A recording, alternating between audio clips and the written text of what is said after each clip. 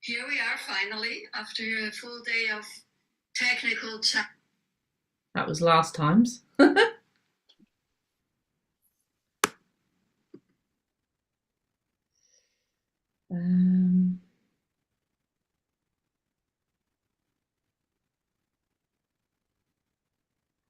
Not seeing it yet. Here we are finally.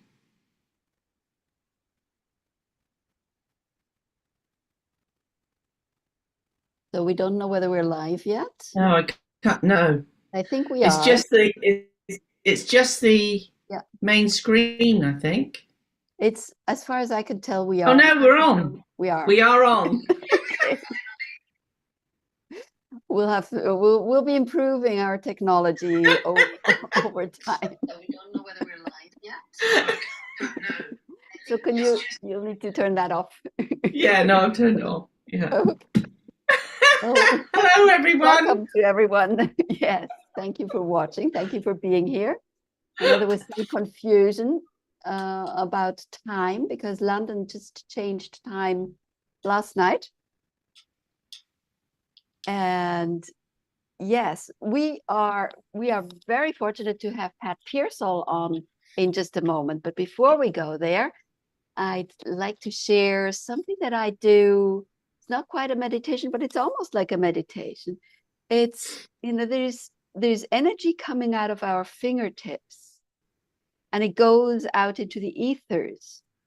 And when we put our fingers together, we close a circuit. And they've measured the voltage of energy that comes out. It's, if we close our circuit, it makes us centered. So I find that every time I close my hands like this, not religious, it's just mechanical. And I find myself feeling love. I find myself feeling centered. I find myself focused on my heart because my hands are right in front of my heart. And so if you want to, you can just take one deep breath and be there like this. And I love starting and finishing important teachings in this way. And Ginny, you wanted to take us through I will. I just want to say, now you've said that I end up, when I sit, just sitting anywhere, I often end up finding myself that I'm holding my hands like this down on my lap. Yeah. So it's interesting, isn't it? I'm probably doing that subconsciously without realizing it at all. And it does, you see a lot of politicians putting their fingertips together, and Yes. it doesn't allow other energies to come in as strongly when you do that. You're self-focused. Awesome. That's wonderful. Okay, so yes, let's just go through this beautiful heart breathing. That'll get us all in that beautiful energy of love and centeredness again. So I'm going to get everyone to just close their eyes, and what I want you to imagine is, in closing your eyes, inside your mind's eye, I want you to imagine everybody that you love just stood there. If that's your pets, your family, your friends, and behind them, I want you to imagine all of your spiritual team, your multidimensional team behind them, or God source behind that, and just feel that love that's coming through the ethers towards you from everybody that you love and everybody that loves you. And what we're going to do is we're going to take in a big deep breath of that beautiful unconditional love, just breathing it in, allowing it to fill your heart space, and see it flooding down through your entire body, down to your toes, your fingertips, top of your head. And on the out breath, just setting the intention that you're going to let go of everything that no longer serves you. Just letting it all go, no matter what it is. You don't need to hold on to anything anymore. And then on the in-breath again, we're taking in that beautiful unconditional love, seeing it as a pink mist flooding through your body, going into each and every cell, just flooding your cells with unconditional love. And again on the out breath, just releasing and letting go of anything, whether it was anything earlier today, last week, 10 years ago, or when you were a child. We're just going to let it all go. And another big deep breath in of that beautiful pink mist, feeling it flood through your entire body. And this time it's going to go out through your skin and right the way out to your energy field, which is by now has expanded out even more. So you're now sitting or lying, whatever you are, or standing in a bubble of unconditional love, which is just beautiful to walk around in that bubble and be in that bubble. It's a safe space to be, just breathing out, letting go, and coming back to your normal breath. Just knowing that each breath in, you're breathing in unconditional love, and each breath out, you're releasing what no longer serves you and your path forward. And open your eyes when you're ready. You, Ginny. That was You're so welcome. beautiful. I think I needed that. Maybe we all needed Good. it. Yes, Yeah. yes, I think so. It's good to come home, bring it all home and be here. Yeah. Yeah. So we have Pat Pearsall coming on in just a few moments. And yes, Pat and I, we met at a contact expedition in 2018, and we have since done a lot of traveling together and doing CE5 together, which is contact with extraterrestrials, and we've had an immense amount of experiences. And I know Pat as a person of high integrity, and her experiences, when she has an experience, when she has a download or a message coming in, she very often calls me or sends it to me via email. And some of them are so profound. So when I asked her to come on the call, she wasn't remembering many of them really. And she started looking through all the writings, all the things that she's written down. And she goes, oh my goodness, there's so many, I have to order them. I have to put them, put page numbers on them. And I said, well, you've got a book. So I'm pretty sure this is going to turn into a book. Awesome. Shall we see what Pat has to share with us? That would be wonderful. So here's Pat coming on. There you are, Pat. All you need to do is unmute. And okay. I've already introduced you, letting everybody know that we are probably getting a preview of a book that is in the making. Well, one never knows. I have I have watched you write your book, Oona, watched a few other people that I know write books, and it's a bigger job than I thought. I mean, that's quite an undertaking. And so I have kind of eschewed that and said, that's a lot of work. But maybe so, you never know. When I look at all the stuff I've written, I think, maybe that is a book. Yeah. Yeah. Maybe it's meant to be. It's a lot of time in front of the computer, which is what's keeping me from publishing more books, because I do have a few in the pipeline. But I really think the messages that you have need to go out to humanity in so many different ways. And I'm really happy that you're here to share some of the highlights of the messages you receive. Yeah. And who would have known that you receive messages? When did this start for you, Pat? You know, as you and I were talking earlier, I am absolutely stunned at this, right? That what has happened in this life. I think that when I was much younger, when I was like 12, 13, and I was doing things like reading the Tao Te Ching and learning how to meditate, no one in my family would read a book like that. I don't even know where I got that book. I don't know how I got the book. I don't know how I even came about to start meditating. So to me, those are kind of early, uh, almost like messages, but it's really basically a direction, right?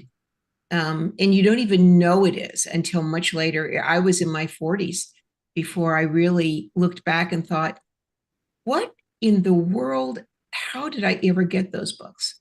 How did this ever start? Right.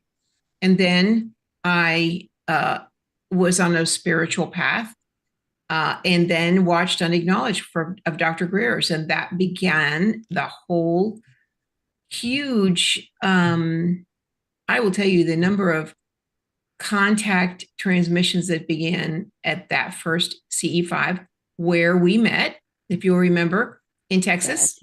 Yeah. That was amazing. That was when I actually started to have messages that I could hear that were audible, that were, and that was stunning. I mean, you really you're in disbelief that this is happening, right? And you're like wandering around saying, oh my God, have I developed schizophrenia? And I didn't know it. Like, what is this? I mean, you really do. You really, you start checking yourself. And of course, I'm kind of skeptical at heart. And so I was always filled with a little doubt. And I would say, geez, I need to see if is there some natural reason for this, you know?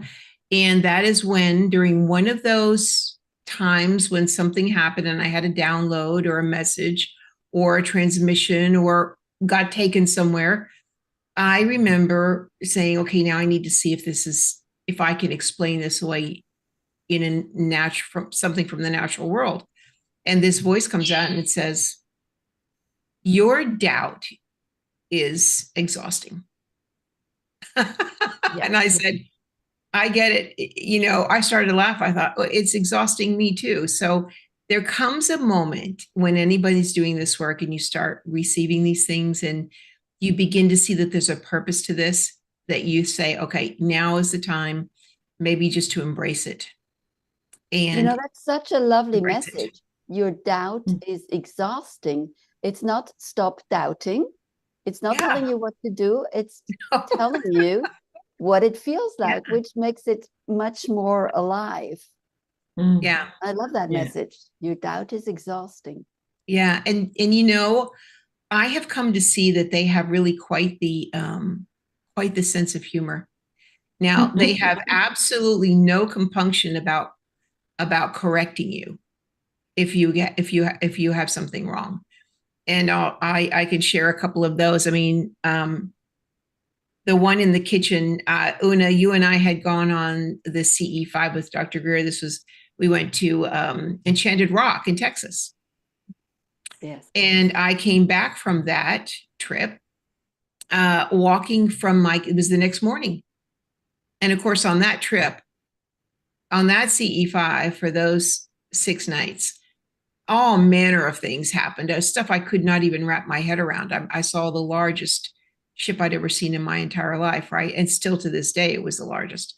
Huge, big rectangle covered in lights. I mean, who could have imagined, right?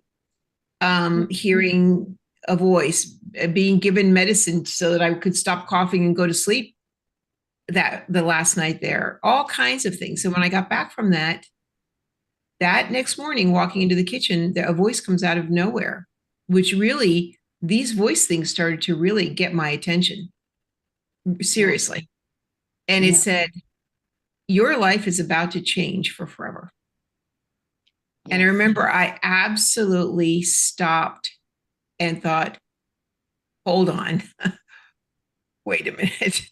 And of course, we immediately think, oh my God, is this a bad thing? And there was no answer, but the feeling of the energy was, this is good. This is a good thing. And I thought, oh, thank God. And then we went off to, I think the next one I went to was Oracle. And that CE5 with Dr. Greer, I came back from that. I think it was shortly after that when all kinds of things happened at that one as well. That was one where I got taken out of my body. Seriously, that because some of these contact experiences are downloads of information, and you get whole packets of information deposited in a complete, the whole concept deposited in a complete form. Some are audible, they're auditory, you can hear them, they're a voice. Some are in consciousness. You will have an insight, and people say, well, maybe it's just my imagination. Well, if you have information now that you didn't have 10 minutes ago, I'm not sure how you got it. I mean, that is definitely a transmission of information. That's a download. And some of them you are literally taken out of body, and you will find yourself somewhere else in a meeting, viewing something on a ship. So these contact experiences take all different forms, but I will tell you that many of them have a message of love, and that it's in many of them. You and I went on a road trip, not the one. This was the one that we went to to do remote viewing, if you remember. Right. Yes. Okay, so we went to New Mexico to do a class in remote viewing, and this required all kinds of side trips. We went to Alamogordo. We went to meet Lynn Buchanan. We went to all kinds of different places, right? And I think it was on that one that I started to develop what is called cities, but what I would call abilities.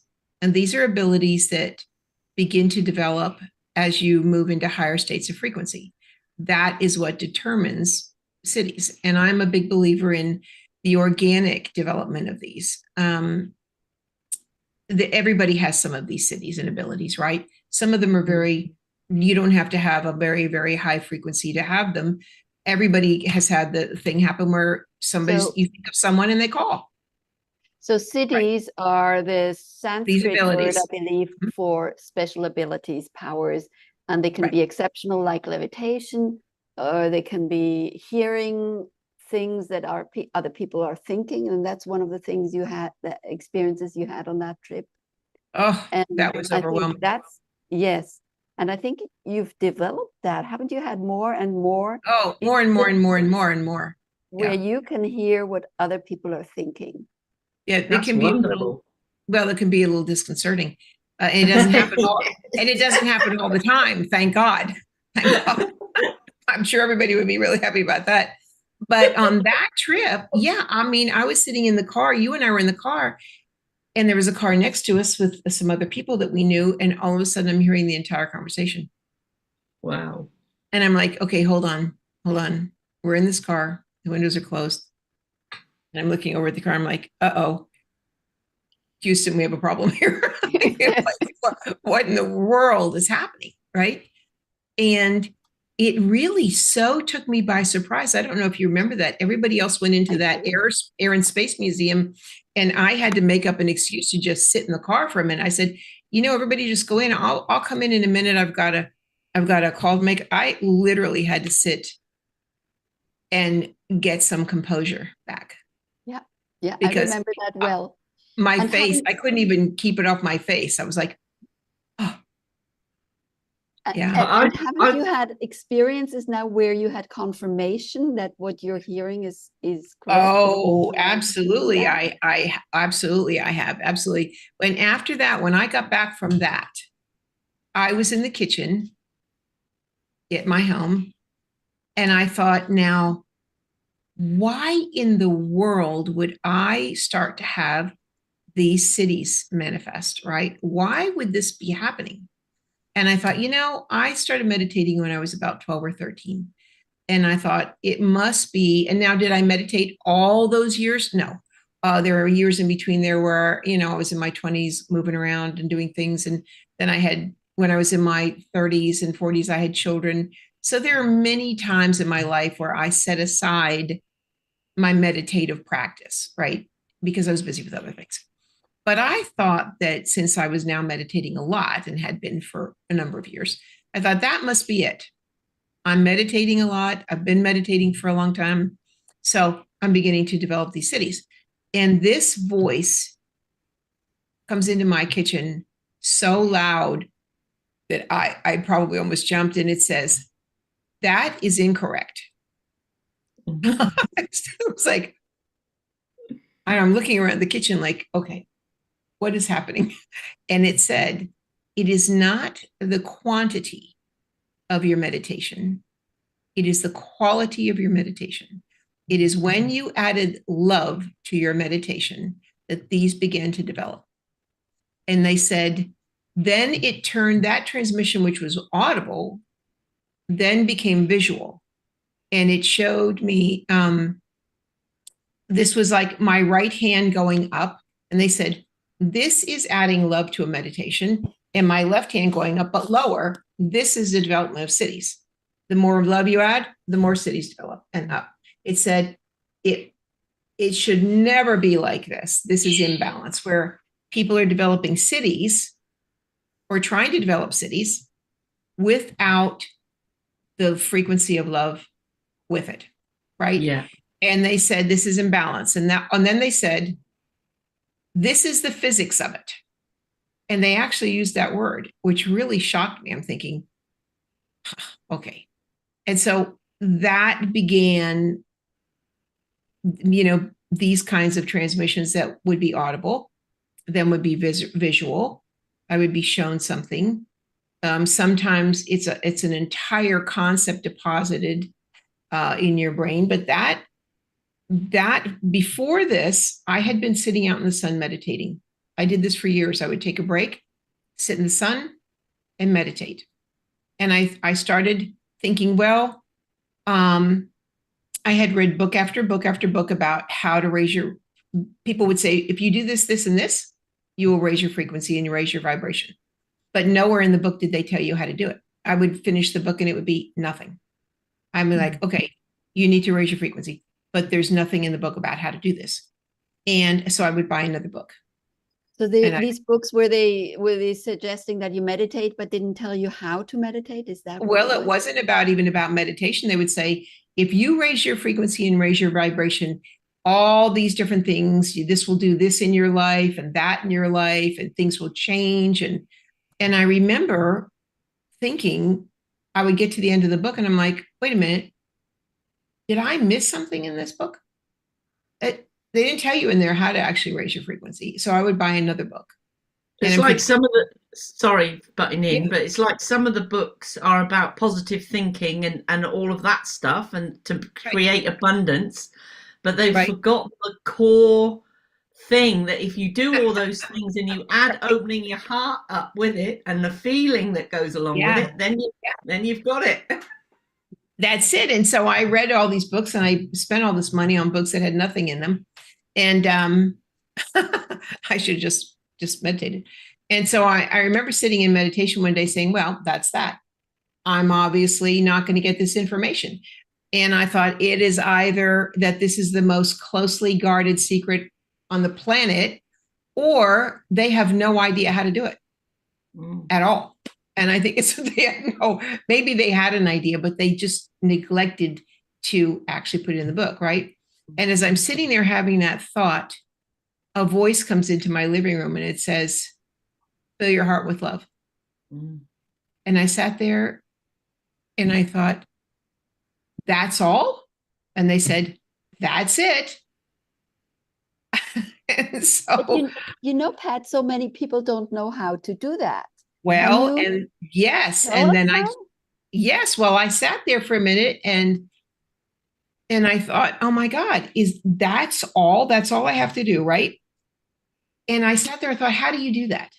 What would make my heart fill with love? And I thought, well, let me think of all the things that fill my heart with love, right? I thought about my children that I love dearly.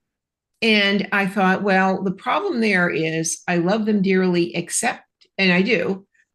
Well, when we think about our children, there are all kinds of other emotions involved, right? Sometimes we're frustrated.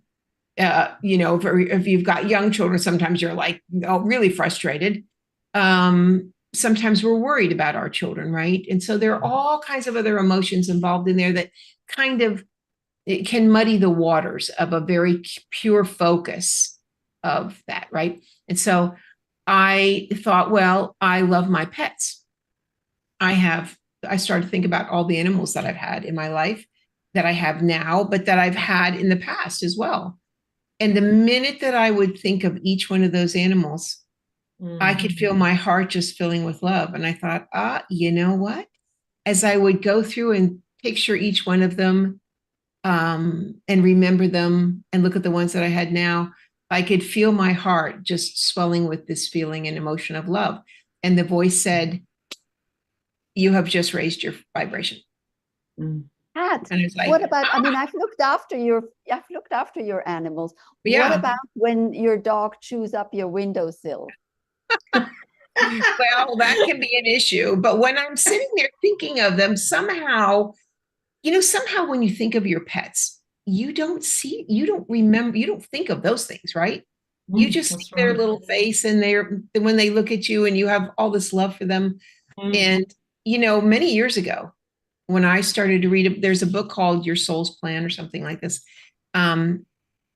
Stephen, I can't remember his last name, wrote that book, but I remember reading that, and he had said he had been on the search for mediums, right? That he felt he could really were doing this kind of work, speaking to people who had passed or doing mediumship. And one of the people that he had mentioned in the book, I actually reached out to her, and in a reading at one point, this was years before, she said,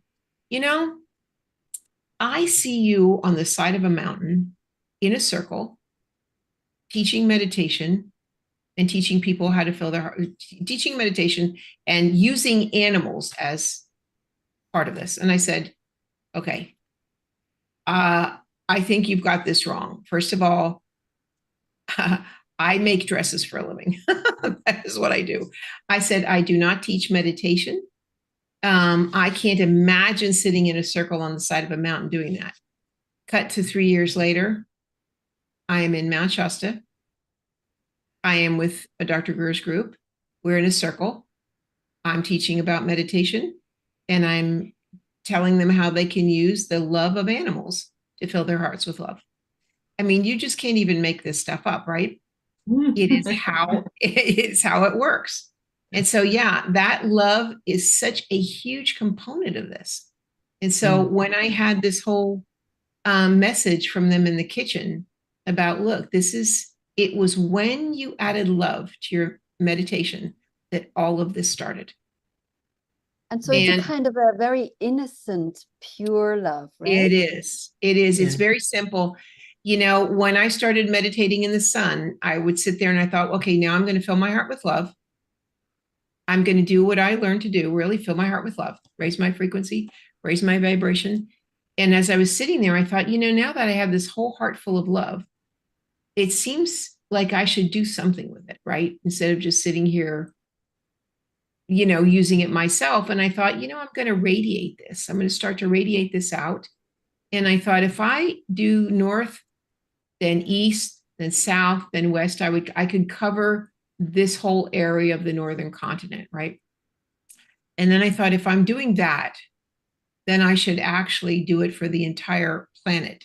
I should go around the planet and cover the entire planet radiating love. And I thought, okay, if you're radiating love to the planet, then maybe you should actually add the solar system. So I added the solar system. And after that, I added the Milky Way galaxy.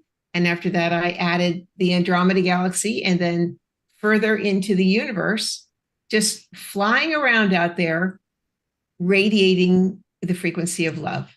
As I flew around, there's, billions of galaxies out there, right? And I remember this thing got so long because I kept adding things to it. pretty soon it was like a 45-minute meditation out there in the sun. I mean, these things grow. They take on a life of their own, right? Yeah. And I remember sitting there one day thinking, I'm sitting out here doing all this. Is this doing anything? Is anybody even aware that this is happening, that I'm doing this? Is there anything being done? And a voice comes out right on my patio and it says, "We join you when you do this." Mm. And I was absolutely shocked. I thought, and the sense that I got was that these were very highly developed beings who were certainly capable of taking our own energy and adding to it and enhancing it, right? And enlarging this. And I could see it like a wave. It was almost like I was shown like, okay, here's the pond. And we drop a pebble into the middle of the pond. And that goes out in waves. And the further out it goes, the larger they get, the deeper they get. And it said that love goes on for forever. Mm. Yeah. To infinity. That's when lovely.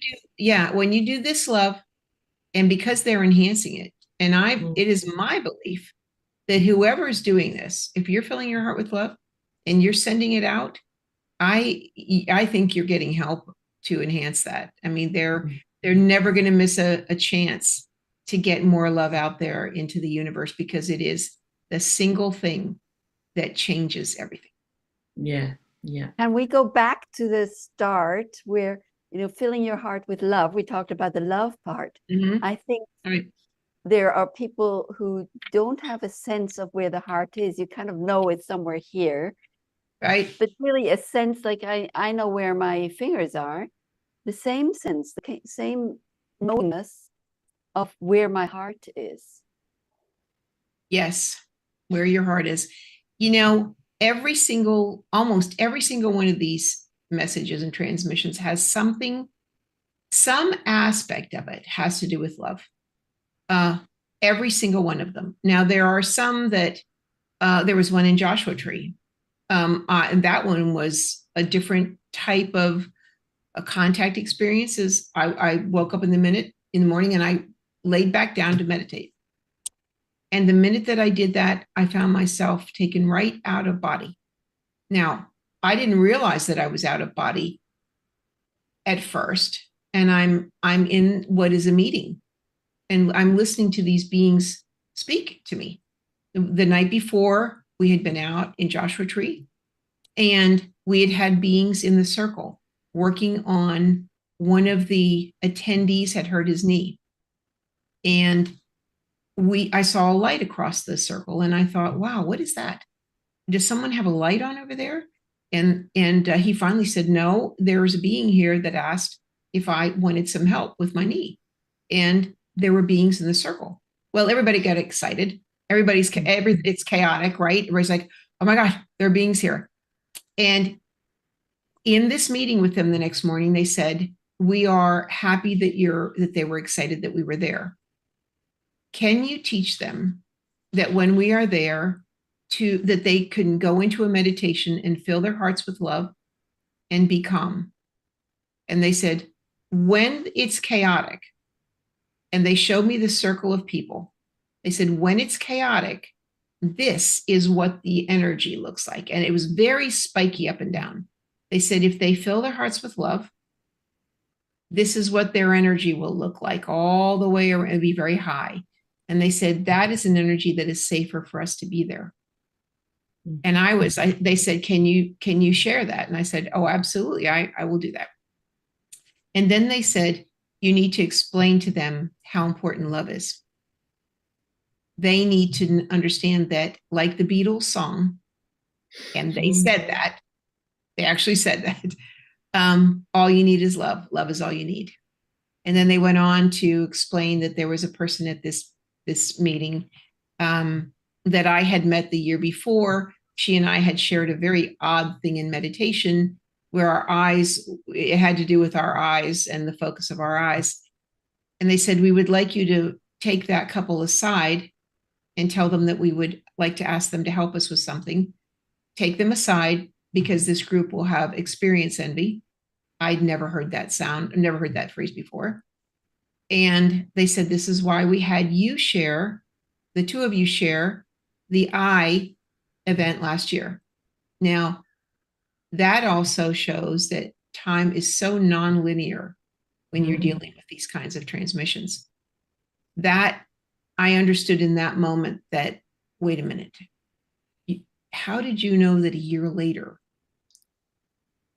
that this would be happening, that she would even be there? Are you able to share the I event, or is that? Yes, I can share it. Yes, we were in Oracle, Arizona, and we do a thing. Dr. Greer does a thing where everybody, you know, we have silent meditations, we have remote viewing meditations, that kind of thing. And on one of the silent meditations in the afternoon, I was sitting directly across from Michelle, and she and I didn't know Michelle very well. We just met during that one. In fact, when I met her the first night she was there, it was really kind of funny because she said, you know, I'm coming to this thing for 6 nights, and I'm kind of wondering if I even should have come, because I don't know anybody. What, I'm going to sit outside here under the stars and try to contact ETs with people I don't know. I mean, some of these people could be actually crazy. And I remember Like it me? was really, well, it was almost word for word of how I felt going to the very first one. I thought, wait, have I lost my mind? I'm going to go out and sit under the stars with 30 people I don't know, trying to contact ETs. Yeah, I must have lost my mind. I'm going to cancel this thing. There's no way I'm doing this. But so she and I are there that afternoon, and I had said to her, you know what? I understand that feeling completely, but I will tell you that my experience is that through CE5, I have made some of the best friends that I've ever had in my life. I've met people that I would trust my life to, truly. There's a quality to this kind of work, right? That transcends normal. These are the kind of friendships that one can only hope for, right, through their lives. So we're in the afternoon having this session, and we're doing a silent meditation. And I have my eyes closed, and all of a sudden my eyes are slammed down as far as they could go. It was almost painful, really. And I thought, what in the world is going on?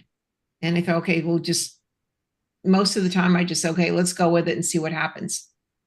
And that had never happened to me before in a meditation, where my eyes literally had been forced to look down that far. In fact, it had never happened before. So we come out of the meditation, and I'm thinking, well, this is probably not something I'm going to share, because it was a little bizarre, right? And I didn't want to, I was sort of working with Dr. Grant. I didn't want to scare anybody, like, oh, you're going to have an eye thing here. So I didn't share it. And Michelle put her hand up, and she was sitting directly across from me. And she said, well, I just want to share this thing that happened. She said, you know, I closed my eyes, and she said, all of a sudden my eyes are forced down to a position that was really painful, almost painful. And I'd never had that happen before. And my eyes were just, now I'm sitting there and I'm like, oh my gosh, what in the world? And so now, of course, I have to share, right? I have to share that the same thing happened. And I said, well, interestingly enough, the same exact thing happened to me. And so she and I are kind of looking at each other like, wow. And Dr. Greer said it wasn't unusual for people to share the same kinds of things, right? Sometimes you'll hear something, everybody will hear it in the right ear, but this was very unusual. The eye thing was unusual. It's not something you would forget. And so the next year in Joshua Tree, when I am taken out in this meditation to this meeting, and they said, we would like you to take them aside, the couple aside, and tell them that we would like to ask them for some help, and take them to the side because there's experience envy. And I said, okay. And he said, and that's when they said, this is why we had the two of you share the eye thing last year. Oh, wow. And I was like, oh my gosh, that was amazing.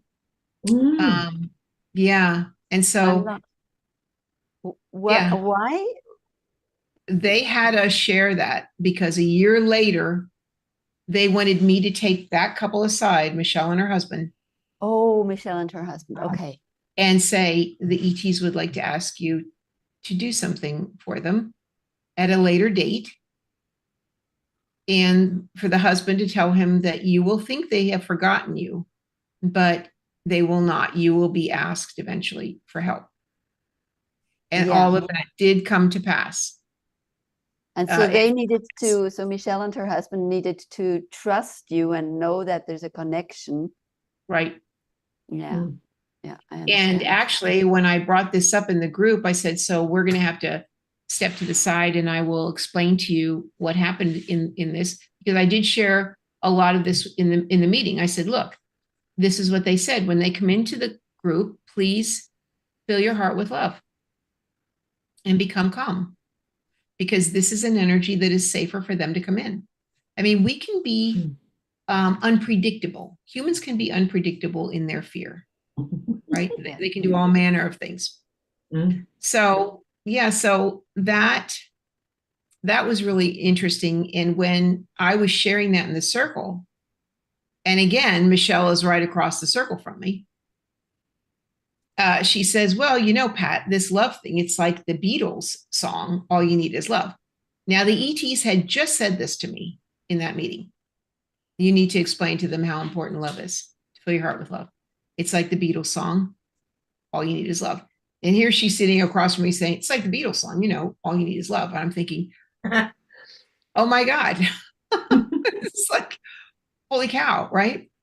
And so, yes, these messages have that amazing quality of love and affection. I mean, there have been times that I have had this energy of love, this frequency of love, almost just sent right in a meditation, to the point where you're in tears. I mean, you're sitting there. I am not a person given to crying about much, really. I mean, all of a sudden, and I kind of say to people, look, if you're the kind of person that doesn't cry very much, I'm just going to tell you, you start doing this work, you're going to be crying all the time, because that frequency, the power of that energy from them is so, that is a frequency of love that we are unused to. Right? Yeah. We are And unused to of course, when there's a gathering of us sitting in circle, and we're doing this in the mornings, in the afternoons, in the evenings, and we're doing it for several nights in a row, that really fills up the space with that energy of love. It really does. And that's why we have the experiences then, right? Exactly. That frequency is so profound. You know, the word love has its own frequency. As Oona, we've talked about frequency. Every word has a frequency, right? Everyone does. And love has this incredibly powerful frequency. It is, to me, the frequency of the source, really, because it is that same energy, right? And that was something that in a very recent download happened, or a recent message. We call them downloads, but that kind of, I'm not even sure I like using that, because these are really transmissions. They're more of a transmission, whether it's audible or visual, or it's through consciousness, it's a telepathic thing, or you're actually taken out. I mean, it literally got taken out on a craft one time. And that was so phenomenal and yet I've always had this fear of heights. Rather, I should probably get over that if we're going to be doing this work. And all of a sudden I'm on this craft, and I realize that there are windows there, and I can see the earth through the window. And I'm thinking, oh my gosh, this is like a dream come true. I'm actually going to be able to see the earth. And so I was standing on a little raised platform in this craft. It was like dark gray in there. And I knew I was standing on something. And I thought, I'm going to get down and go over to that window, and I'm going to get a chance to look at this, right? Well, before I had a chance to in my mind, even think about moving, the entire craft becomes transparent. And I'm standing in the middle of space uh, with a 360-degree view of everything. And I'm like, and of course, I'm looking down. Then I look down, right, which was a big mistake. And I'm all of a Oh sudden, dear. I hear, like, oh, the minute that I had fear was the minute that I was back in my body, right? Mm. The minute I had fear, the whole thing was over, and I'm back in. Yeah. And but every time I would think about this, it was as though I was there again. This is where time and space is nonlinear. When it comes to these kinds of interactions of messages, transmissions, interactions, experiences, time is just not linear. When you're there, it's like you're there that moment. It's like it's all real again. And I thought about that so many times being on that craft. And in one meditation, I'm sitting there thinking about how beautiful that was. And all of a sudden, I get this incredible wave of energy of this. It was like an energy of love and friendship, really affection. And it was so strong. And I thought, wait, where is this coming from? And it was coming from the ship, the actual craft. And I'm thinking, okay, this is very confusing. I didn't see anybody else in the ship with me. There may have been, I didn't, but this energy was coming from the craft. And I brought this up, to Steve, to Dr. Greer, and I said, okay, hold on. What is this? And he said, well, the ships are organic, and they are imbued with the consciousness of the being whose ship it is. And so when I had that feeling of love come from that, it was coming from the ship. I mean, this is a very interesting thing to have a frequency of love come. I mean, it really was very unique.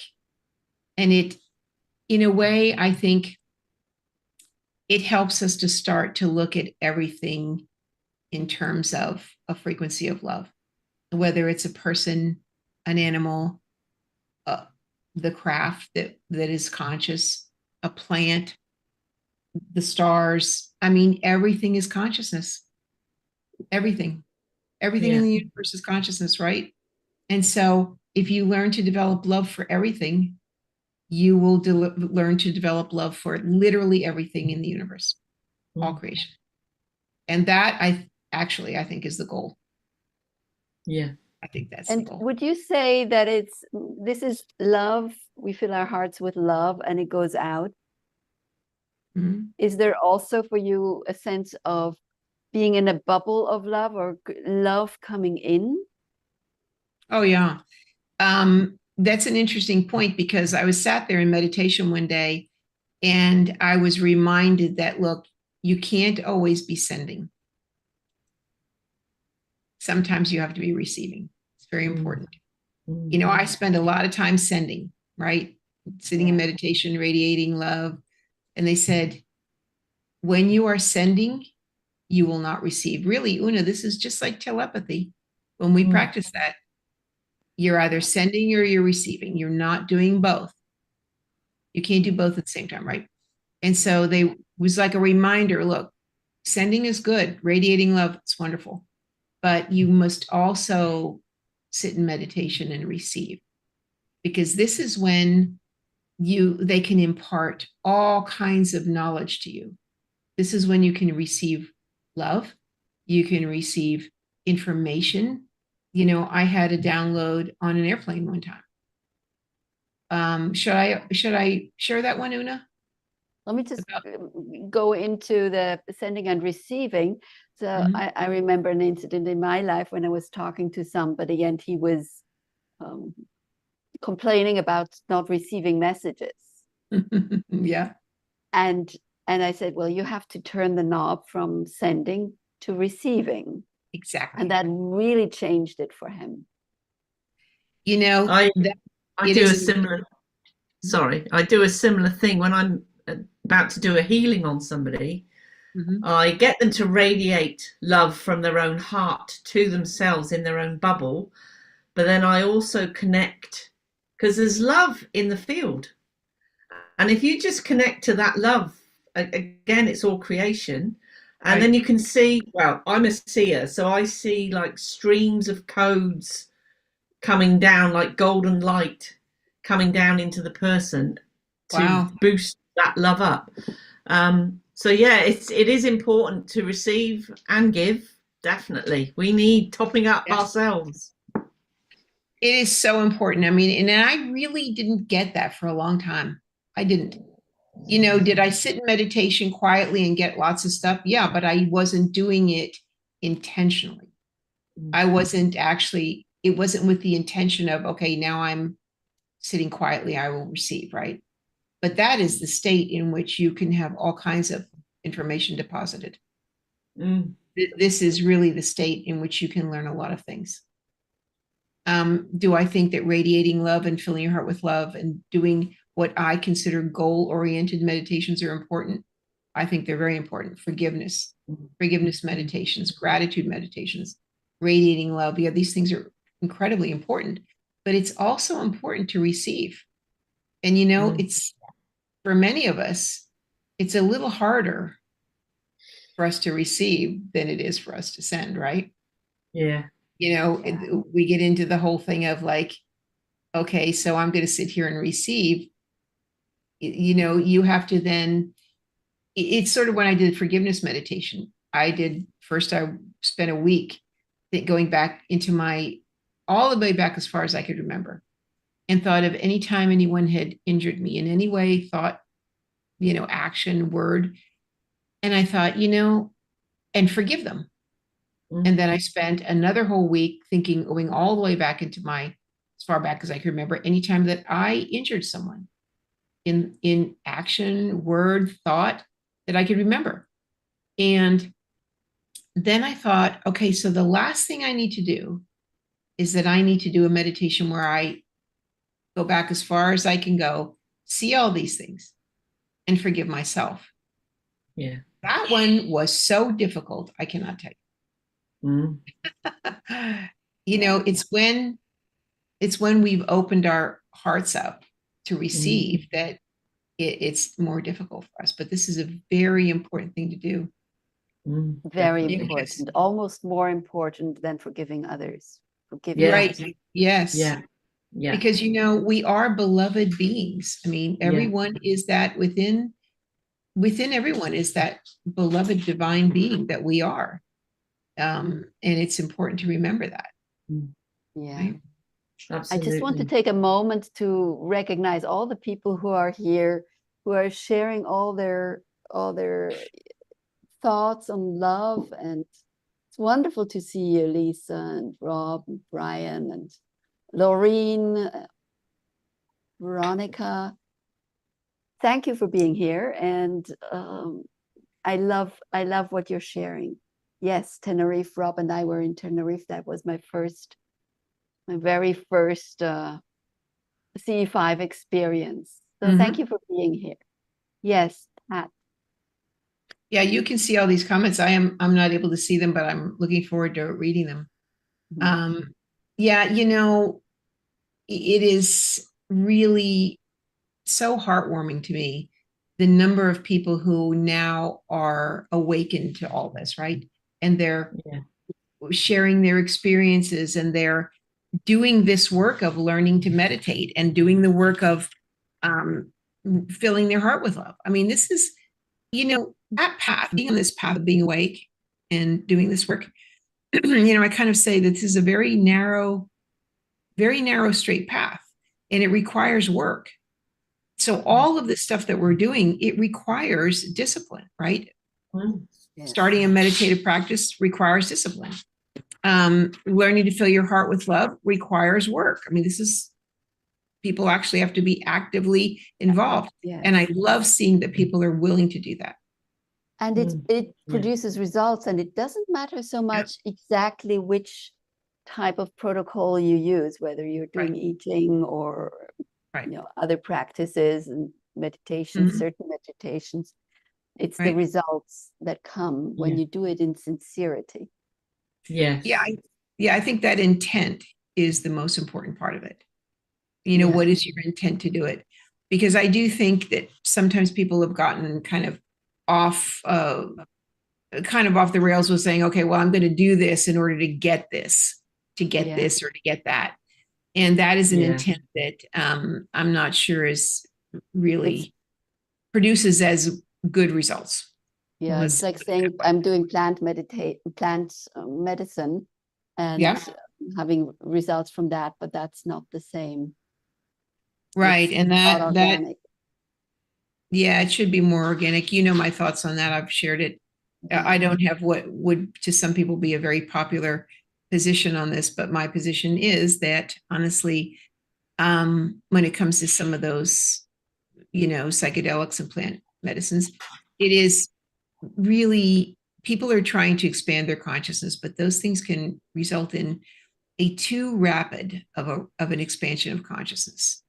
Much too rapid. And the ETs have numerous times cautioned humans to be careful about using things that expand your consciousness too rapidly. It can have a poor outcome over time. Well, for some people, it could be very mind-blowing, literally, couldn't it? Yeah. And we've seen that going back into the 50s and 60s. You remember? Yeah. Yeah, So, it's being pushed by certain people in this world, and there's just too many situations. I mean, it's every once in a while there are people who are being healed, and yet on the big scale of things, there's too many people who end up in mental hospitals and right. distraught, and the brain not working properly anymore after that. Yeah. So I mean, it has its place, and yet it's not for consuming, just like the beer Oktoberfest. No, Right. that's right. I think Right. in a controlled situation, like a ceremony where everything is in a high vibe anyway, I think that's a bit different. But yeah, just for recreational purposes, not a good idea. Yeah, and many people don't know the difference. No, that's right. But let's move on. Yeah. These are topics, in the spiritual community, in the meditative community, in the UFO community, in the disclosure community, the CE5 community. These things are, there are fads that pop up here and there and take on a life of their own. And this is when I tell people, look, you really need to develop your discernment. You really need to do your own research on some of these things, and don't take anybody's word for this. You need to really develop your discernment and do your own research, form your own opinions. That's a big thing, because we can listen to so many other people's opinions, right? But that just creates chaos. We really need to come to our own conclusion.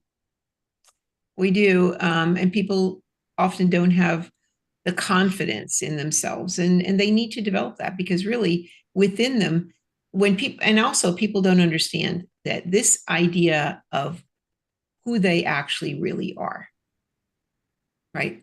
Yeah. If you took your consciousness and you took who you are, and you go into smaller and smaller, dig down into that, magnify that to where you get eventually to where you are the very essence of who you are, the very essence of your consciousness, the essence of you, right? The soul, that essence, in that form, you are in what I see as the field, this flowing, moving field of consciousness that is everything. And in that form, you are instantly connected to absolutely everything, everywhere, not just this planet, not just even this universe, because are there other universes? There actually are, but everything, right? You're connected to everything. And when people begin to see that, if they can get there, if they can follow that line of thinking and see it, they instantly become aware that within that is the power and the ability to do absolutely anything and everything. I mean, in that form, they begin to understand that within them is the possibility that human consciousness, especially human consciousness, it is the most powerful thing on this planet, I can tell you. Yeah. It really is. Mm. It really, truly is. Yeah. We've just had a question a little bit more about plant medicine, and I'd just like to share a little more of my view. So what I've studied is what it looks like, what a spider web looks like when you give it different plant medicine, LSD or ayahuasca and so on. Well, then the spider web is never complete unless it's not on any drugs. So even coffee will cause the spider to create a web that's not complete. So if you think of the spider web as the neurons in your brain, the way I feel it is that's what happens. And I used to go around the world saying, don't ever take any plant medicine. Because the way I was taught by my teachers was that it's the shaman who takes the plant medicine. It's not the person, because the shaman has a fabric, an aura fabric that is strong enough to hold it. And the normal person, especially Westerners, do not have that grounded, stable fabric of energy. We don't have contact with the earth anymore, and the shamans in the Amazon forest, they don't realize how much we are not grounded. Right. So that's why so much of this stuff happens. And yet, after going around the world and telling everybody not to do plant medicine, I was in a place where I was taking an afternoon nap, and the place was up on a hill, and I could feel that energy of ayahuasca pulling me in, almost like an arm of a galaxy. It was pulling me in. I knew there was no way I could resist it. And then I remembered, oh yes, in the other house, that's what they were going to do. So, I walked over and I had a look at the people, and I saw that they still have jobs, and they looked, like they were grounded well enough. And so 2 days later, I did take it. And I don't know that one really needs to take it unless one has a very, very strong intention and knows what you're doing, right. What circles you're in. Because my experience was that everybody was fine the next day. For me, it took a whole week to get back onto my feet. Wow. And the experience, the only thing I really got out of it was that I realized that if anything came towards me that was sort of lower frequency, all I had to do with my mind was think that this is not real. This is a figment of my imagination, as Charles Hall would say. Right. And it went away. So all I saw was angels and choirs, and it was beautiful. But it wasn't necessary for that kind of experience to do it. So I just wanted to, as an answer. Yeah, I would like to share too, because I've also done ayahuasca, and it was in a ceremony. It was a whole weekend.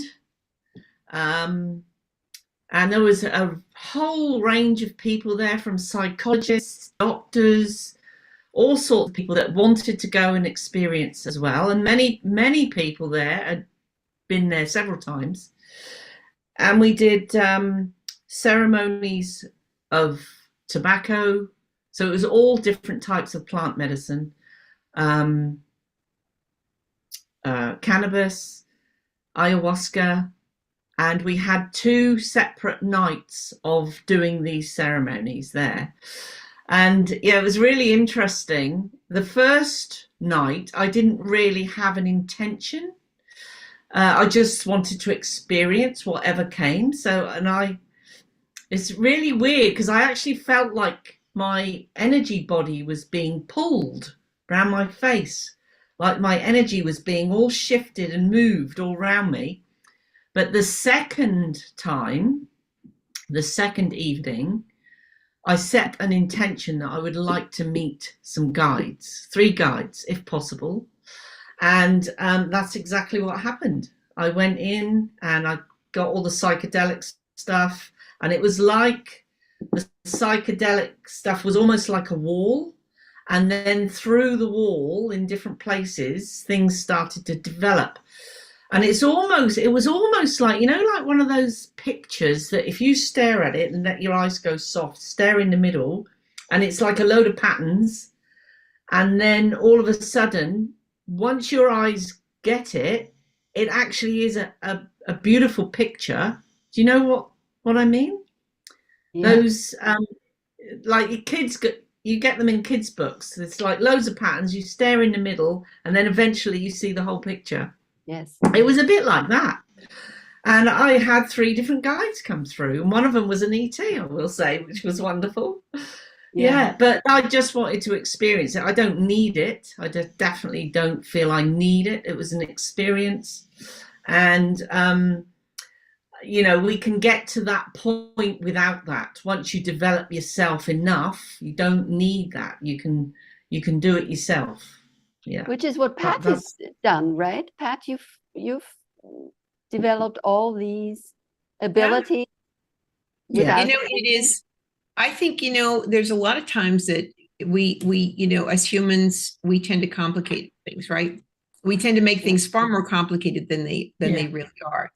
And that is something that I have begun to really, I think that this was really an insight that I was given very early on when I started to do this, get these kinds of messages, that look, it is you need to keep it simple. And it is simple. And the reason that it's simple, it has to be simple, because otherwise people aren't going to get it. And this information is so critically important for people to understand, especially how important love is, right? The frequency of love. It is simple for that reason. It is critical. Everything that's profound, every single thing I have found that is profound on this planet that we need to learn is simple. The most profound things are the simplest. And it is that way by design. The minute you use a word that someone doesn't understand, their cognitive understanding stops right there. And so all of this is simple. And just love everyone, right? I don't say love everybody. I say love everyone, because it is really everything that we need to learn to love. That's kind of, people think that meditation is the goal. I'm like, no, meditation is not the goal. Meditation is a tool.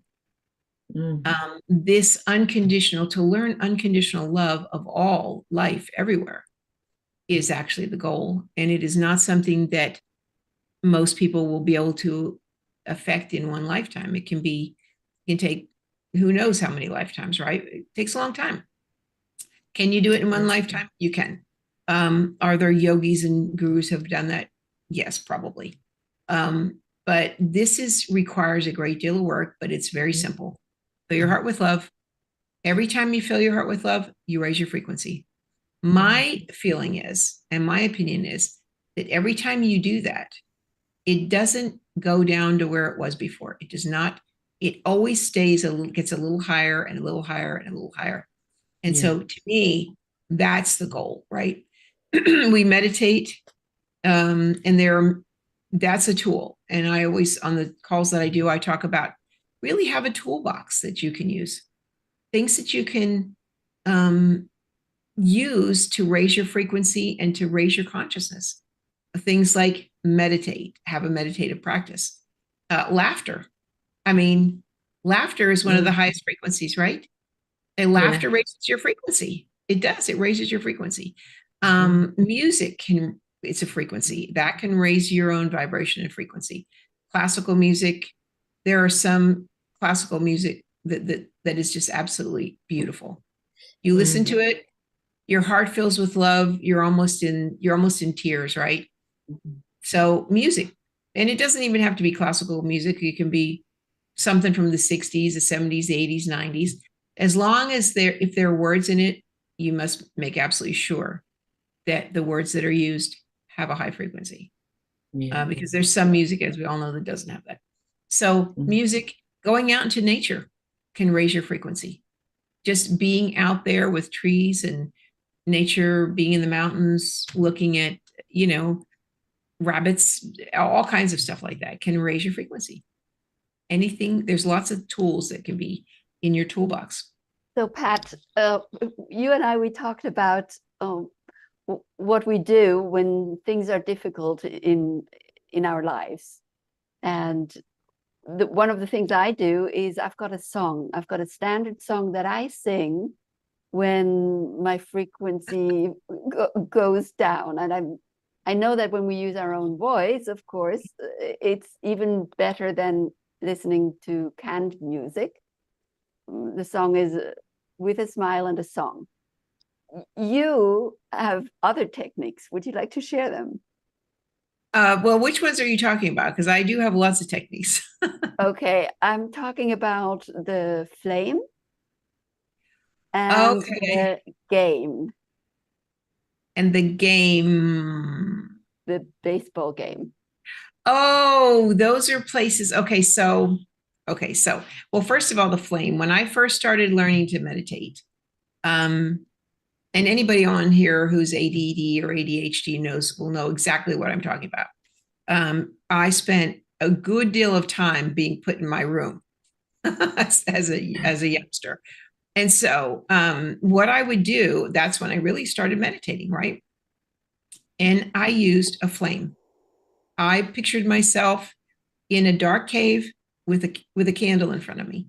And I focused on that candle flame. And every time my focus would wander, I'd bring it back. Now, did I know at that time that I was developing a meditative practice? I did not.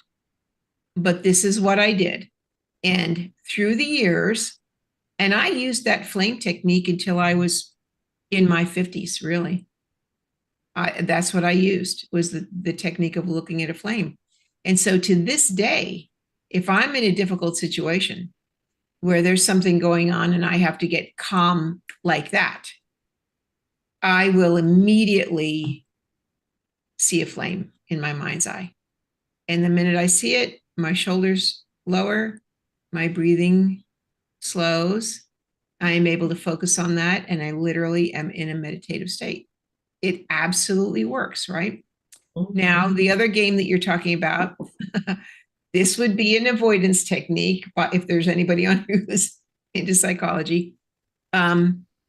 Yes, when I was young growing up, nobody cried, or we didn't, right? We were in a family where that was sort of like too embarrassing or something, so we didn't, right? And as a child, you kind of learn that, okay, we don't, if we're watching something emotional on television, and nobody wants to be crying. So I kind of thought, well, what could I do for this, right? What could I do to bypass the emotion, to bypass that? Because if you're staying focused on whatever you're looking at, I would absolutely, be emotional. And so I came up with this thing of a baseball game. I would picture myself at a baseball game, sitting in the bleachers. And over the years, I would develop this whole thing. I mean, it was blue sky, sunshine. I could feel the breeze. People were eating hot dogs. I could hear the crack of the bat. I was watching the game. The minute I go there, I am there. I am absolutely, completely there. And it stops all the emotion, right? Now, is this a good thing? Well, I have gotten to the point over the years that I've decided that I'm going to stop going to games because I'm just going to stop attending, right? Because you know what? It's really okay to feel all those wonderful things, to feel those emotions, those very deep. And it wasn't until I started doing this work that I realized, look, feeling strong emotion, especially something that moves you to tears. If something and honestly, if you look at the human population and the beauty of what we are capable of, the humor we're capable of, the love we're capable of, the compassion that we are capable of, just the sheer beauty of the human being, that state of being the human being, right? That brings me to tears. And so these are all really good things to feel and to experience. that feeling of overwhelming love, there, I promise you, there is not a chance in the world that you're ever going to really feel that like a samadhi experience, and you're not going to be in tears. You just are. If you're going to experience it, you're going to be in that. So I have been turning in my tickets to the games. I'm just, Well, it's So- in my book, what I say is sometimes it's not the right thing to burst into tears. I say you're talking to your well, boss.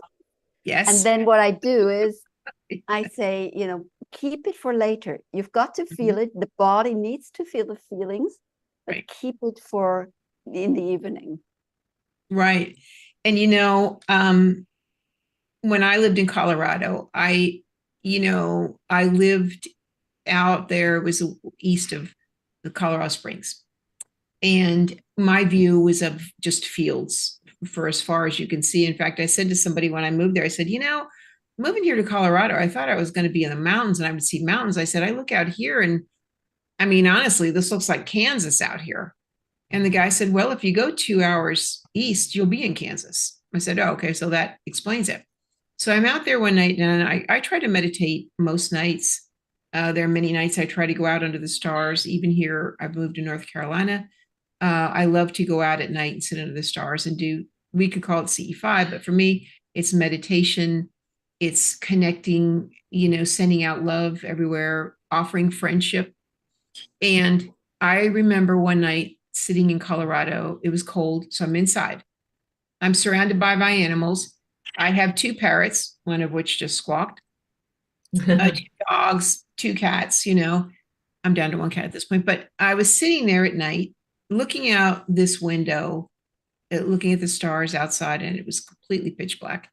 And I had all these animals sitting there, and I was just thinking about how much I love these animals, except for the one that's squawking at the moment. And and I was so overwhelmed with that feeling of love. And I've understood that in that state, when you get into that state, your frequency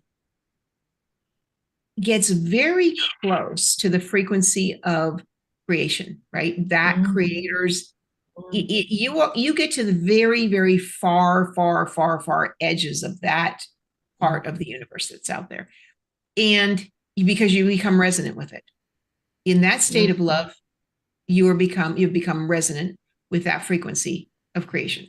But you're at the very, very edge. And for samadhi experiences are these overwhelming, emotional, very high frequency experiences, right?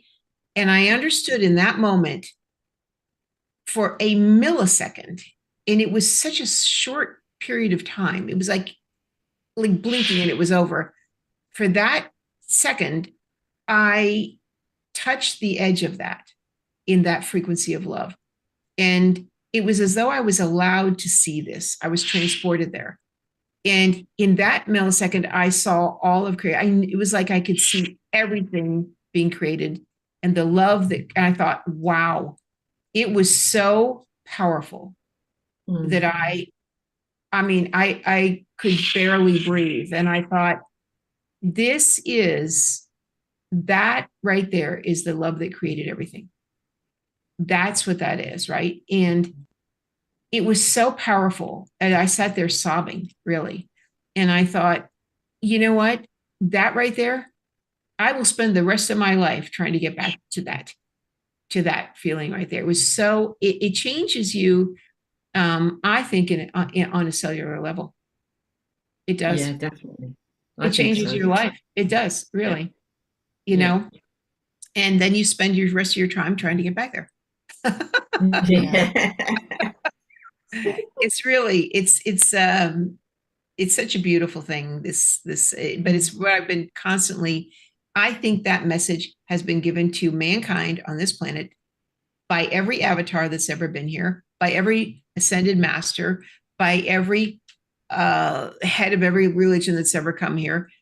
Every single, and all the ETs, the message has been the same: love.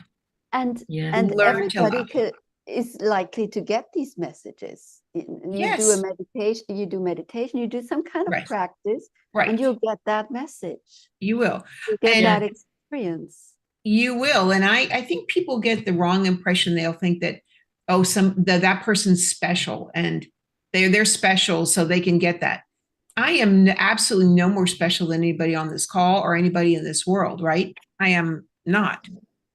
That was very weird. Did you hear that? Holy crap. It might be.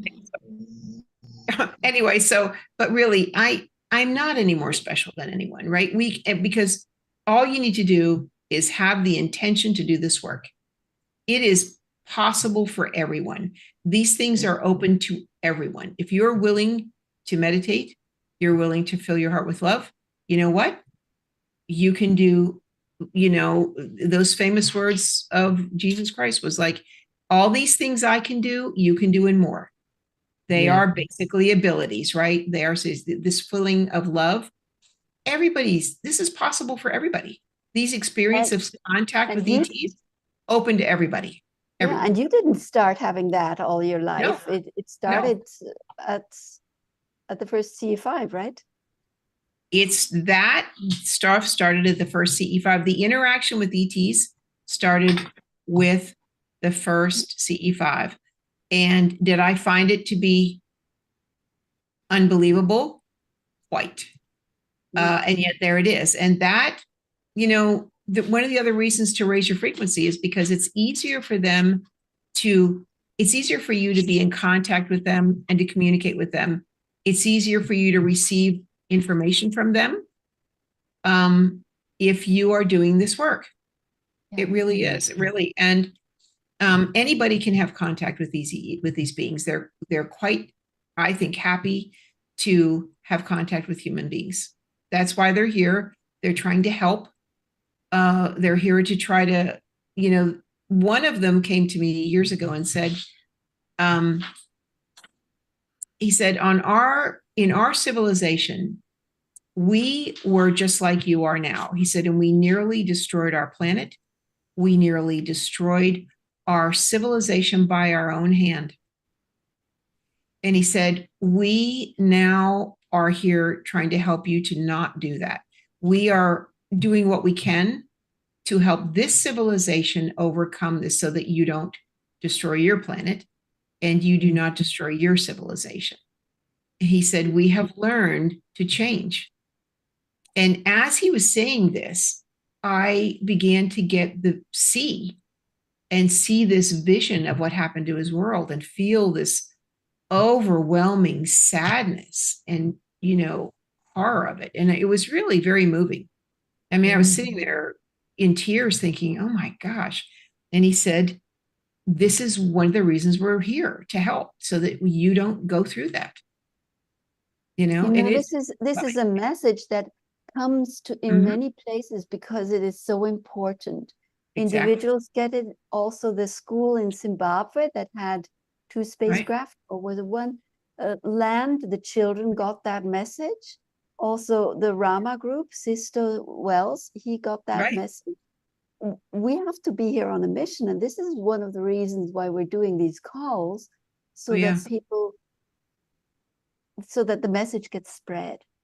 That's why that's why we're here. This is our mission, to radiate that love out so others can feel it, to teach others to do it. And I truly believe that's our mission, to radiate that love and light out. And the more that humans actually get it and start doing it, if everybody did it, we'd be there, wouldn't we? Yes. Yeah, recently, a few weeks ago, I started having these transmissions. There are some, like, we would call them benedictions. They're sort of sayings that I've used in meditation.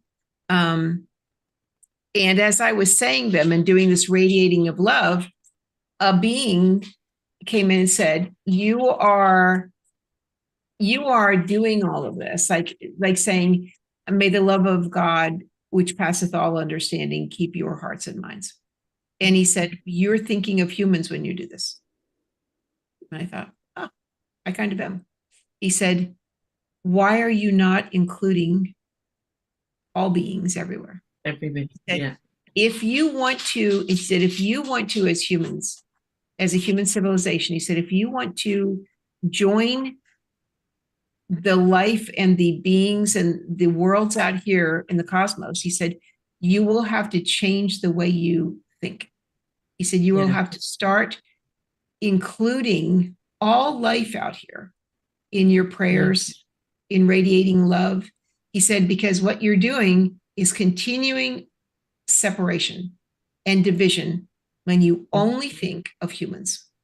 He said, you need to, if you want to join this neighborhood, you will have to begin to include other civilizations in your prayers and in your thoughts and in your messages.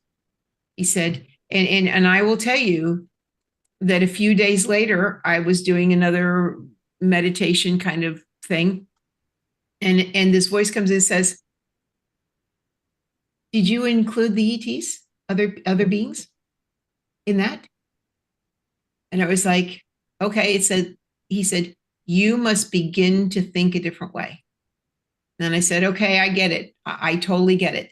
And then I sat there, I thought, so what is all this? What is this? I started having all kinds of things, transmissions like that, right? Do this, do that, show this, share that. And I said, this is a lot. And he said, and I got 2 words, lesson plans. I thought, okay, I got it. These are lesson plans for us. We are being kind of shown, this is how you do this. This is how you can transition into being part of the greater universe out there. Yeah. Part of this Milky Way galaxy and maybe part of the universe as a whole. But we need to stop thinking, we need to stop separating ourselves from everybody else. Absolutely. Yeah. Yeah. Yeah. So we might have a name for your book, Pat, with the lesson plans. I'm just looking through. Was it? Right. Yes, Laureen was saying you've had so many fascinating holy cow movements. How Oh about man, holy cow? no kidding. Holy cow as the title. Years ago when this really started happening, I thought, I should write a book and it should be, I found myself constantly walking around in a state of amazement, really. I mean, that's what you're like, wait, I found myself constantly saying, wait, what just happened here? Wait, what just happened? And I thought that would be the name of my book. Wait, what just happened? That's a good one too. Because you can't, in our humanness, this is not part of what we're taught that life is. People go to work, they come home, they make dinner, go to sleep. It is not like, hey, you wake up, you meditate, you have conversations with ETs, you see different dimensions and you go different places, and it's not that, right? And so we're not ready for this often. And so it takes some getting used to. Yes. For some people out there, for some people out there, it's literally alien. Yeah. It is. Like yeah. It is. There are, Oona, you and I have had moments, even on our road trips, we're like, wow, did you just see that? Like, in Marfa, for God's sakes, having ETs actually in the car. Like, wait, hold on, wait a minute. Touching our hair and so on. Yes. Touching your hair and looks like stars falling from the ceiling of the car. Some of these things are very difficult. And yet I will tell you my gratitude to these beings to come here to put themselves in jeopardy and in danger, to come here and do this work for us, to try to bring this civilization along and raise the consciousness on this planet. This is selfless work on their part, really. And I am full of gratitude for that. Really, I am to them. Yes. Yeah. It's really crucial at this moment in time. Crucial. And I encourage everybody who's listening to this to do their part of the work in whatever way works for you and suits you. And Pat, can you share, you remember that message that you received about Pat can care? Pat can care. Wow, that was that was in Joshua Tree. That was in Joshua Tree. We were out there, I think, for the Demi Lovato thing. And we had rented a couple houses. Dr. Greer had rented a couple of houses out there, and I was sharing a house with Dr. Greer, and I was doing a meditation one morning. He and I sat up at night talking about these most amazing high frequency conversations about love and about consciousness. And things would be whipping around the air over top of us. Some were gold. One was like a gold sphere that came right through here. And I'm like, hold on, look at that. Look at that. Oh my God. So one morning I get up, I'm trying to be very quiet. And I get up and I lay back down in bed and I think I'm going to do meditation. And I'm laying there. And all of a sudden I hear this very, very deep male voice, very deep male voice. Did not really sound human. And it said, Pat can care. And I thought, now that is a very odd message.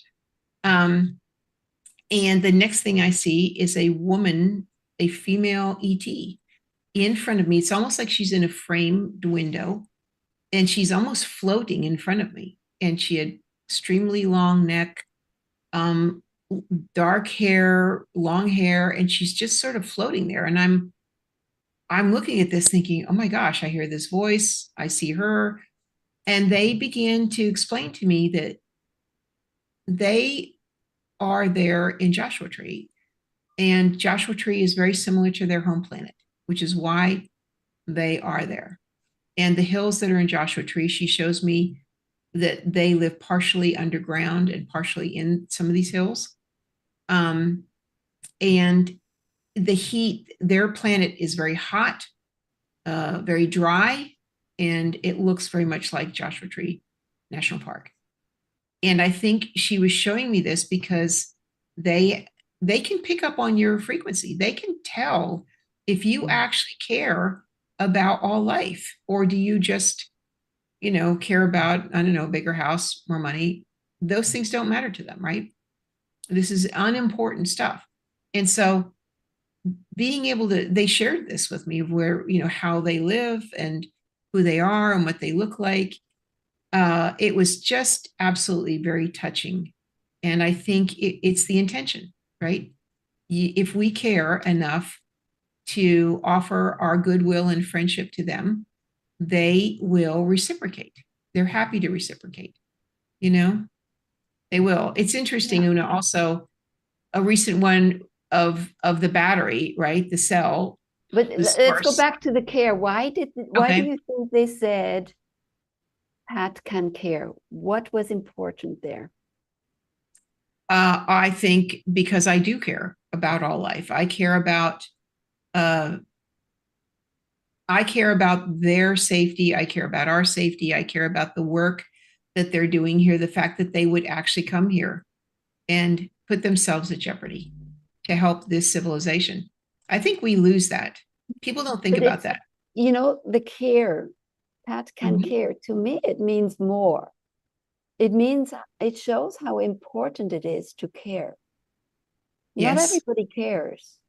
Yeah, that's true. Yeah, that's true. It's true. Not everybody cares. People say, "Oh, I don't care about this," or "I don't care about that." Whatever. They don't care. Whatever. Yeah. Whatever this. Whatever that. Yeah. That's Yeah. not caring. So Right. there's a beautiful energy about caring, which you do have. Yeah. Some of these experiences, I mean, I know that this can be difficult for some people to, I had the conversation with Dr. Greer one time. I said, we share our experiences of what happened. And I know for a lot of people, this is really, some of this is a bridge too far. It really is. It's a bridge too far. I said, and so do we not share the experience? Do we share it? And he said, you have to share it anyway. You must. I think so. He said, if you're given the experience, you must share. And that was also a message that I got early on from these beings. Look, we're happy to share and teach. that the information that you get is not for you alone. It's never for one person alone. It is for everyone, and you need to share it. It I needs to be totally, shared. And it's, totally agree with that. yeah. The saying, I feel the more that we share about these things, the more we're opening it up into other people's consciousness. It's planting a seed, and that seed will grow, and then eventually they have their own experience. And I've done that even with my husband, because when my husband used to be a real skeptic years ago when I first got into spiritual stuff. Anyway, I started sharing with him every experience I had, and then eventually started having his own experiences. So yeah. Well, it works. Yeah, it does work. And, I also say to people, listen, you need to share your experiences. Don't hide this. This is not something to be hidden. This is something to be shared. It's not a secret. This should be out for the open. I said it also allows people to see what is possible. If you see what is possible, some of these experiences, you can't go there unless someone has shown you the way. This is like, if you're going to go somewhere you never have been before, if someone says, okay, I've been there and there's the map, here's how you get here. That's kind of what some of this is, right? You are sharing how to get there. And it allows them then to have their own experiences, them to have the confidence and not to have fear. Fear is the last thing you have to overcome this, right? Have I been in situations where I could be fearful? It's interesting. I have never once in all of these experiences, and there have been too many to list, have I ever had fear of them. I never have. Humans, yes. No. In fact, I had a conversation with one being one time, and he said, now, if you see this particular ET, you're going to be afraid. I said, no, I won't. And he said, yes, you will. I said, no, I won't. No, I won't. And he laughed and he said, the fact that you're arguing with me that you won't, you are building the reality that you won't. This is good. And so, I, in Joshua Tree one time, and it was the same trip where the couple was asked, if they would help. A lot happened on that trip. The very last night we were there, we were up till 4:00 in the morning, and I thought, okay, I'm going to clean up over here so that Mrs. Greer doesn't have to get up and do any of this in the morning, because we were all leaving the next day. And there were I think there were maybe 7 of us in that house. Justice was there and Josh, a bunch of people. And so it's 4:15 in the morning, and I finally get into my room and I think, okay, I'm going to meditate for just a few minutes here before I go to sleep. And I sat on the end of the bed and facing this sliding glass door that looks out onto the desert. And I thought, okay, I'm going to sit here and meditate, and then I'll go to sleep. And I wasn't particularly tired. And I sat down to meditate, and I looked at this glass door, and outside the glass door, there were 5 glowing, maybe 6 or 8 inch diameter glowing spheres, literally solid, like they look like silverish blue glowing spheres. And the minute I looked at them, I knew they were beings. And I said, okay, so I said, you're welcome to be in the room in any form that you're comfortable. I mean, if they wanted to be in the room in their own ET form, that was fine with me. And I was just kind of letting them know that I didn't even finish that thought. And because they're telepathic, right?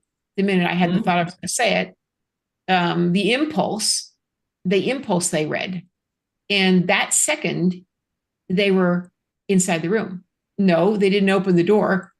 They were just there. They were here, and then they were there.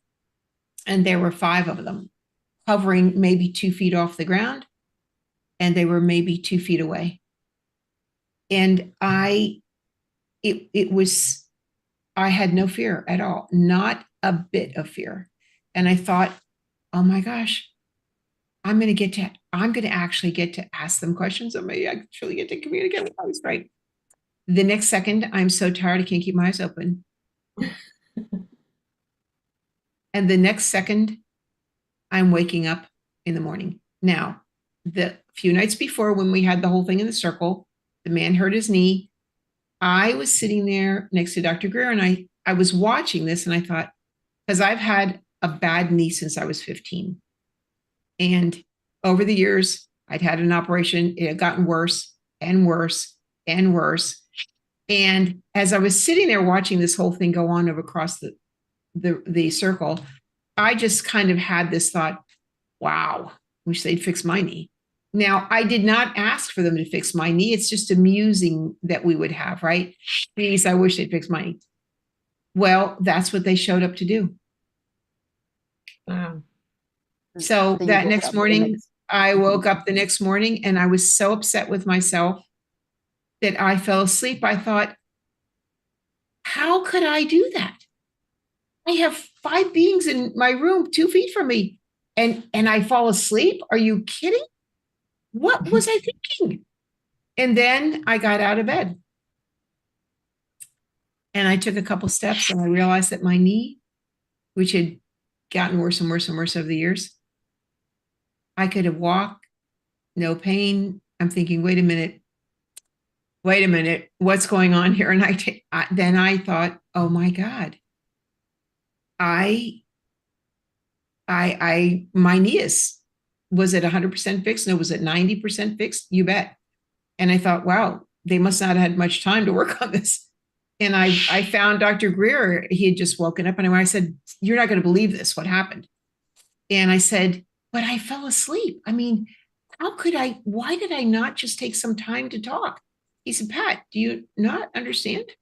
They put you to sleep. They anesthetized you. That's it. They fixed the knee. I'm like, oh my God. And I'm telling you, you have no idea how many meditations I sit and I say to them, those 5, I am in your debt for forever. All you need to do is let me know what I can do for you, and I will do it. I am at your service. Really. I mean, I think, I've thought about that. Why did that happen? I actually think they're as grateful to us for doing the work that we're all doing on these calls, that we're on this call, everybody on this call right now, all the work that we're doing, we're learning, we're sharing, we're teaching others. They are as grateful to us as I am to them for that, believe me. Yeah. That gratitude goes both ways. And I think when they can help, they do. Yeah. They do. Yeah. So I wanted to I've jump had a in similar experience. on speaking about our experiences, and we are often afraid of other people's opinions. And Right. just today, I heard a friend. He said that his download was, when we form opinions, we become attached to this life. When we Very form true. opinions, we become attached to this Mm. life. And this is the beauty of CE5 that I experienced, was that, yes, we're all asked to share, but none of us need to judge. We just accept that this is the person's experience. There's no need to judge. We can discern, but no judgment. And that's, you don't find that very often in groups. No, but in these groups, you do find it. I think that's so important. People just don't they can't share things like this with their families often. Do you know how many CE5s I've been on 6-night events where people will be on those events and their families have no idea where they are for that week? They won't share it. Wow. They don't share it. I said to the one guy, I said, wait, your wife doesn't know you're here? He said, no. I said, you're kidding. You've had all these experiences. Why would you not tell her? He said, oh, she could never understand this. She would absolutely freak out. It'd be horrible. I said, so yeah. I mean, so this is another important part of these of people getting together like this. This is a safe place for people to share what they've experienced. It's also a safe place to ask questions. It's also a safe place to learn about these subjects, because you're not going to go out there and just find books on the stuff we talk about on these calls. Yeah. Yeah. That's true. You know, it's not that it's secret. It's just that there's always been a stigma attached to it, a judgment Yeah. attached. Yeah. We have a question here from Rob. Has Pat Okay. ever had contact with any Rama guides like Antarel? No. You know, that's an interesting thing. Somebody said, well, did you ask them what their name was? I don't ask their names. I don't ask them where they're from. It has never been important. I know I've spoken with Paula Harris. She's a good friend, and she had contact with Antarel out in Mount Shasta. I'm interested in the Brahma group. I've never attended one of their things. Oona, you know, we've got plenty of friends who have. Paula's done it. Marcel and Lyra have gone to these. And so, you know, a lot of people we know have been with the Brahma groups, and I've been interested in it, but never gone. Yeah. I have usually been, you know, doing something else during those times, but And I yeah. have joined an internet group, Rama group, and I'm looking forward to the first live in person gather. Yeah. I think, you know, maybe we can finish up with what to me is the most important message you received about the mechanics of love. You mean the one recently, the one that you had, Yes. I sent to you and you sent Yes. back? Yes. Okay, so, all right. So in that, I remember I was sitting here because we have there's a lot of times where I'm getting a transmission or I'm getting information. Oona, you know how this goes, and Ginny, you'll get this but there's not a back and forth. You know, as rarely is there, you're getting this, right? It's not like then, okay, now there's a Q&A and I can ask questions. It doesn't work like that, right? And I was sitting here one day saying, you know, I think really that's kind of the next step that we need to think about with the work that everybody's doing, right? There has to be a point at which we can start having those kinds of conversations, that kind of input, right? And I thought, you know, I've been asking for that. Yeah, how do we do that, right? How do we have this back and forth? And I thought maybe I need to reconnect somehow into something. And I'm thinking, I wonder how you do this. And this immediately I got the answer. It said, love is that answer. I'm thinking, okay, yet again, love is that answer. It says, you do need to fill your heart with love. It said, love is an energy. If you want to connect to source, you need to connect with energy, and the source is energy, and love is energy. And so connect through that. And all of a sudden I'm sitting there, I'm thinking, so this is an energy source actually, right? And then it became clear to me, like, oh, wait a minute, it's an energy source. In order to be a part of this, you basically have to almost plug into that, right? And to refill your battery. And then I'm given this whole thing, look, you wouldn't, if you were going to use something that had batteries and it was critical, you would never go into this without a full set of batteries, fully charged batteries. I said, so the work that we're doing right now, don't go into this without a fully charged battery. And that is fully filled, your heart completely full of love. This is how you recharge yourself. This is how you fill the battery. This is what makes you ready to do whatever is happening on this earth at this point, or whatever is to come, right? You will need to have a full battery. You need to fill your heart with love. And so it's just really simple. It's very simple. Anyone can do it. And that was the moment also that I began to understand that this energy is available to everybody. It's sort of like 0 point energy, right? It is. That's what it is. It's that 0 point energy field that is out there, and anybody can plug into that. Anybody, right?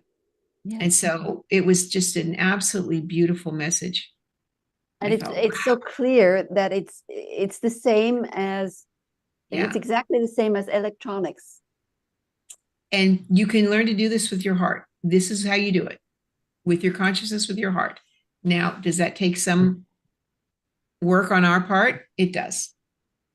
It takes some work on our part. And I thought, okay, now wait, do I need a device for this? And they said, the heart is the device. Oh, okay, I get it. I get it. Yeah. Yeah, it's a good thing that they are patient. Yes. Yeah. Yeah. Yeah. Well, Pat, this has been absolutely wonderful. Thank you. And And- although I can't see everybody on the call and I haven't been able to see all the messages and everything, thank you to everybody. I appreciate it. Thank you, Oona. Thank you, Ginny. Thank you for having me. Thank you. I really appreciate it. Thank you. And These yes, friendships are important. friendships are important, and Very important. yes, the people listening to this, your friends also. Yep. Pat, we've got so much more to talk about. We know that. Okay. You know, the next time I come on, we need to talk about the energy downloads, because those are phenomenal. Yeah. Important. Right. Okay. Okay. Well, thank so you. much, Pat. Thank you. Thank you. Speak to you Thank soon. you. Thank you. Thank you. Thanks, everybody.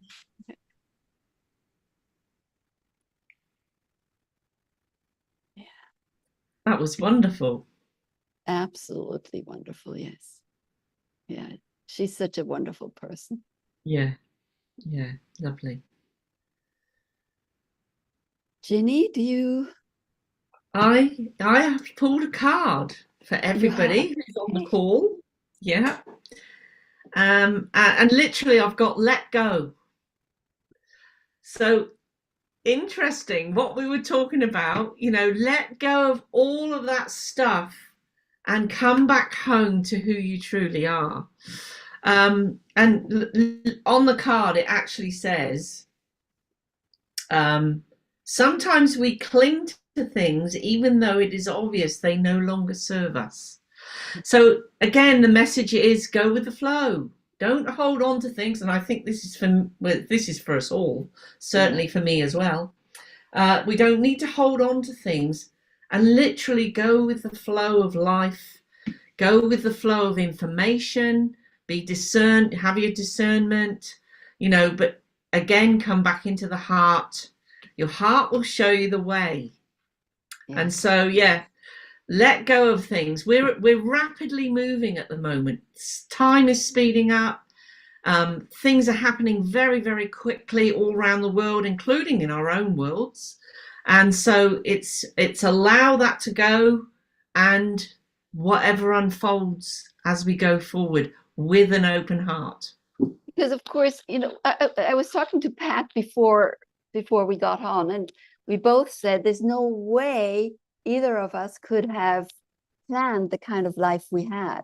And it's probably true for you too. There's no way to have planned it. So why not go with whatever the plan is that we don't know about? Absolutely. Yeah. That's the way forward.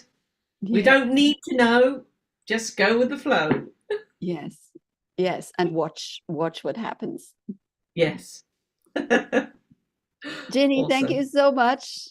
It was wonderful. Thank you. Thank you. God bless you, Oona, for all the work you're doing. Oh, and you too. Yeah. Thank you. It's been wonderful. Bye.